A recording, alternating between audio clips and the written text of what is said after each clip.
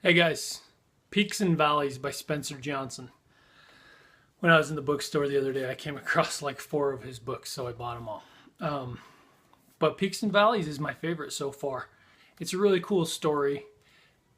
Like his other books, literally, it's like 100 pages long. Not very many words on each page, but it's a well-written story that is intended to make you think about a few things, and just kind of analyze your own life in certain ways. The story is essentially about a young kid that grew up in the valley, right? Peaks and valleys. The peaks are times when you're grateful for what you have and you're just really content, right? Valleys are times when, you feel like something's missing.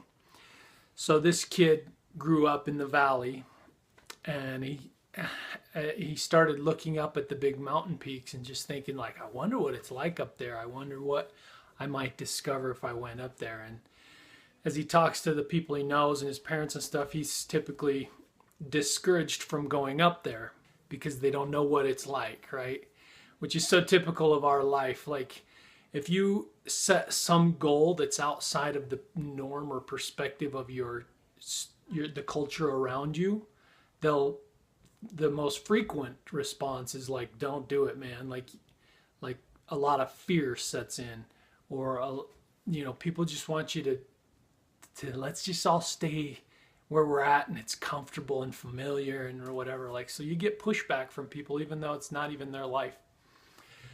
So anyway, he eventually decides to just do it. He goes up there and he meets an old man up there that's really wise, and they become good friends, and he teaches him a lot about peaks and valleys and the ebbs and flows of life, and he has a lot of wisdom to share. And this kid throughout the story, he's not prepared for the winter up there on the peak, so he has to go back down to the valley. And then anyway, a series of events and things. And so I really loved it. Like, this is immediately one of those books to me that I'll just read on occasion, just to kind of get that like refresher of like peaks and valleys and like the ebbs and flows that we experience just in a normal life. Whether you're a very successful person in some way, there's still peaks and valleys in other ways, right? If you're in a down moment, how can you get out of it, right? And what it is. And basically that's one of the things that this book talks about, is how to stay on a peak longer and get out of a valley quicker, right? But a valley could be anything. It could be a time of financial, stress. It could be a illness in the family, or the loss of a loved one, or the breakup of a relationship, or, I mean, you could make it whatever it is. But I'm going to jump to the back actually, and he lists basically his 6 principles, and he says, oh, it's five principles. It says, make reality your friend. So a lot of times in life, our fears are greater than the reality of like whatever's going to happen, or our anticipation of some grand thing. Like, as soon as I make X amount of money, my life will be amazing, right? Well, just because you can afford new things or nicer things doesn't mean that all the stress of life goes away. Like, you still have to cope and deal with normal things. So let's just function in reality. Like, you may be in a tough situation that strikes some fear and anxiety, but your fear and anxiety is probably a little bit overboard. You're over assessing the situation or giving too much credit where credit is not due, right?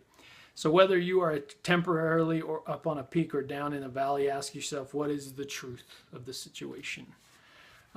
Number 2, find and use the good hidden in a bad time. There's some really good experiences or examples in this book that the old man shares. Let me just share that right now. I'll find it. So the old man shares a personal story with the kid, and his wife became ill, right? And so he started having all this fear, and he was trying to work hard and raise the kids and all this stuff somewhat on his own, and he was feeling super stressed out and feeling all kinds of difficult emotion around the situation. But then he said, I knew that fear can chase away truth. So I asked myself, what is the truth of this situation? And the truth was simple. I loved her. Then I asked myself, what would be the most loving thing I could do right now? At first I didn't know, but then I started doing whatever thoughtful things for her that I could think of, and soon the situation didn't seem like such a deep valley. Skipping down, I realized that many of my fears were really about me, not about her. In looking for ways that I could be more loving, I shifted my focus from me to her. I managed to get out of myself. As soon as I read that paragraph or that page, I went and bought my wife a massage at a facility nearby. She's pregnant, and it's tough to be pregnant. Just from observation. So anyway, go do something loving for somebody, like serve somebody outside of yourself. My last blog post was based on 3 different people: C.S. Lewis, Jim Rohn, and a rabbi whose name I don't know. And the rabbi started by saying, like, so much of what we do, what we call love, is actually fish love. And he started his story by saying, like, we love fish. Like, I love the taste of fish, so I'm willing to go catch a fish, kill a fish, cook a fish, and eat it and say that I love it. But that is totally self-serving love, right? Like, that's totally for me. And he says we translate that type of love into too many things, like our relationships, and say that I love this person, but the reason that I love them is because they give me something, right? Like they fulfill some need that I have. So he's talking about real love is external love. Like you love people that you serve, that you give to, not because they have some beauty or some skill or some language that satisfies you, but because they need something, and you go give that to them as best you can. And then you start to love them because there's this like connection between you and them. That's true love. And that's kind of what he did here, right? He got out of himself and he went and served his wife as best he could. And I tried that in my own life. As soon as I read this, I went and got my wife a massage and scheduled it. And I took the kids and she went and had a massage. And it was like, it felt good to both of us, right? So anyway, find the point of the book, though. Sorry, I got sidetracked. But the point of the book, find the good in a bad situation. Because like his wife was ill. There's nothing he could do about it. But what he could do is find a way to connect to his wife in a way that he had not done quite so intensely or quite so well, right?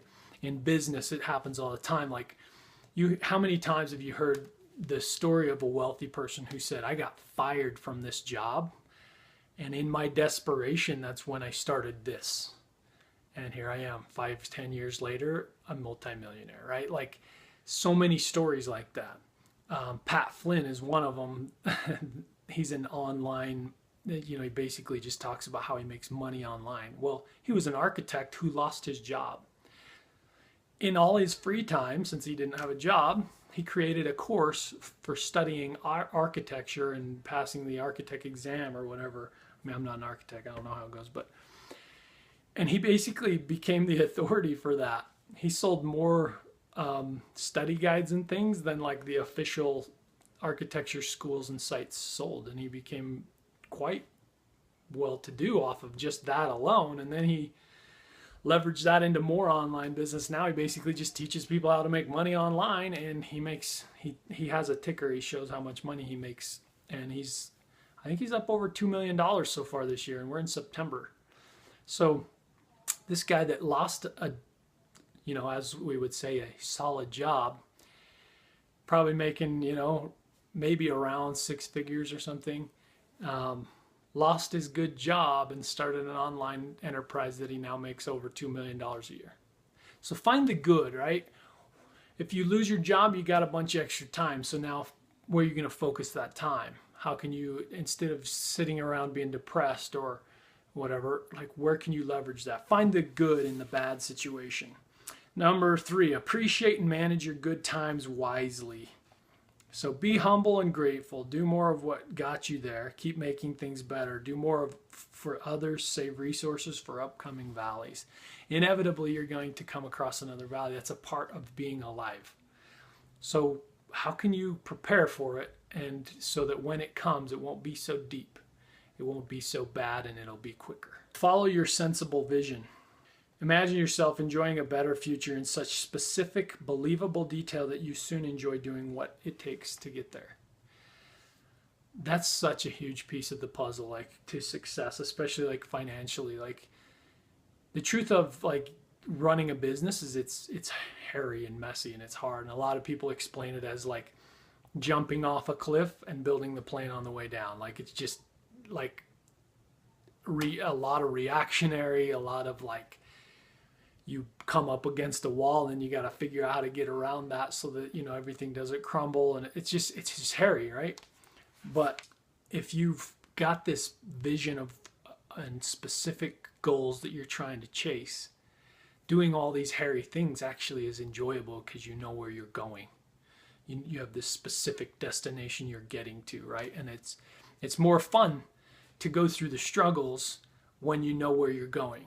If you're just walking through the mud all the time and you have no goal and no way out, that's when life's depressing, and that's when it's hard to do the day in and day out grind. Share it with others. He's talking about sharing all these steps with others. Once you've become successful or gained insight from this story, you go share it with others and help them kind of see the same vision.